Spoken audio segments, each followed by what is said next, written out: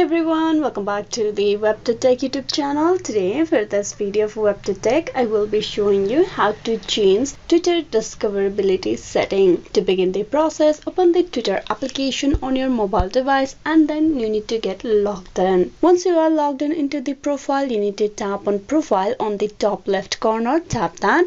Now here you need to tap on setting and support at the bottom, tap on it, and just below you tap on setting and privacy. In the setting and privacy piece, you need to tap on privacy and safety. Tap that.